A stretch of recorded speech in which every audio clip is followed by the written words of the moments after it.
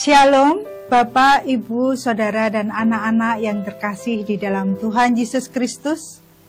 Puji Tuhan, karena berkat Tuhan kita berjumpa kembali pada Sapaan Harian GKJ Manahan Surakarta. Dan kita percaya bahwa mendengar firman Tuhan itu sangat penting, karena iman itu timbul dari pendengaran, dan pendengaran itu akan firman Tuhan. Mari kita mengawalinya di dalam doa. Tuhan, kami sungguh bersyukur, kami memuji nama-Mu ya Allah di hari ini. Tuhan berkenan beri hari yang baru dan beri kesempatan kepada kami untuk mendengarkan sebagian dari firman-Mu. Tolong kami ya Tuhan dan berkatilah kami, supaya kami boleh mengerti akan firman-Mu. Materaikanlah itu, kami rindu Tuhan untuk menghidupkan firman-Mu di dalam kehidupan kami, sehingga kami boleh berkenan di hadapan-Mu. Dan hanya nama-Mu saja ya Tuhan yang dipermuliakan. Dalam nama Tuhan Yesus Kristus, Juru Selamat kami yang hidup, kami telah berdoa, mengucap syukur. Terima kasih Tuhan, haleluya, amin. Ya, renungan kita hari ini kita akan ambil dari Injil Matius 18 ayat 6 sampai 9. Dan kita akan memberi tema jangan menyesatkan orang. Baik, kita akan baca mulai dari ayat 6. Matius 18 ayat 6 dengan judul perikop siapa yang menyesatkan orang. Tetapi barang siapa menyesatkan salah satu dari anak-anak kecil ini yang percaya kepadaku, lebih baik baginya jika sebuah batu kilangan diikatkan pada lehernya, lalu ia ditenggelamkan ke dalam laut. Tersesat atau salah jalan itu membuat seseorang tidak bisa mencapai tujuan yang diharapkan. Bila ada seseorang yang salah jalan dan kita tahu jalan yang benar ke arah mana, hendaknya kita bisa menolong orang tersebut dan memberitahukan yang benar atau kebenaran itu. Dan kebenaran firman Tuhan hari ini mengajar kita atau menasihatin kita untuk tidak dan jangan menyesatkan orang. Tuhan katakan, barang siapa menyesatkan salah satu anak-anak kecil yang percaya kepadaku, itu tidak dikehendaki Tuhan.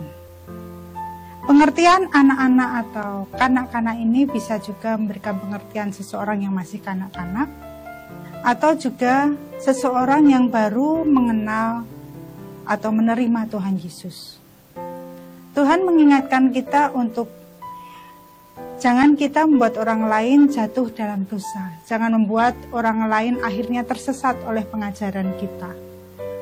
Oleh karena kelakuan kita, oleh karena kata-kata kita. Karena ini juga yang diajarkan oleh Tuhan Yesus pada murid-murid. Termasuk juga pada saudara dan saya. Sebagai umat yang percaya pada Tuhan untuk kita tidak menyesatkan orang lain. Tuhan Yesus berkata, lebih baik baginya jika sebuah batu kilangan diikatkan di lehernya dan ditenggelamkan ke laut. Batu kilangan itu adalah sebuah batu yang dipakai untuk menggiling atau menghaluskan gandum atau biji-bijian yang nantinya akan menghasilkan tepung atau menghasilkan minyak. Ini adalah sebuah batu yang sangat berat. Dan Tuhan katakan lebih baik baginya jika sebuah batu kilangan ini diikatkan di lehernya lalu ditenggelamkan ke dalam laut. Itu akibat atau sebagai konsekuensi yang sangat serius apabila seseorang menyesatkan orang lain. Kita baca ayat selanjutnya, yaitu ayat 7. Celakalah dunia dengan segala penyesatannya. Memang penyesatan harus ada, tetapi celakalah orang yang mengadakannya. Celakalah. Artinya bahwa itu suatu konsekuensi yang sangat serius. Suatu kondisi yang sangat fatal di dalam kehidupan seseorang yang sudah percaya tetapi menyebabkan orang lain tersesat. Menyebabkan ini adalah pengertian yang salah jika seseorang bisa jatuh di dalam dosa. Tuhan mengajarkan konsekuensi yang sangat berat buat umat pilihannya, buat saudara dan saya, apabila menyebabkan orang lain tersesat. Jadi jika kita sebagai umat pilihan Tuhan, kita saat ini belajar, kita diingatkan dalam kehidupan kita, janganlah kita menyebabkan orang lain jatuh di dalam dosa pada pengertian yang salah.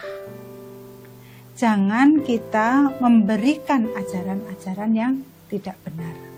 Tetapi sebaliknya, kita harus mengajarkan ajaran-ajaran yang benar sesuai firman Tuhan, sehingga orang tidak jatuh di dalam dosa, dan oleh karena pengajaran kita, itu kita bisa dilihat dari kata-kata yang kita sampaikan haruslah benar, nasihat dan juga tingkah laku kita harus berdasarkan firman Tuhan dan kebenaran.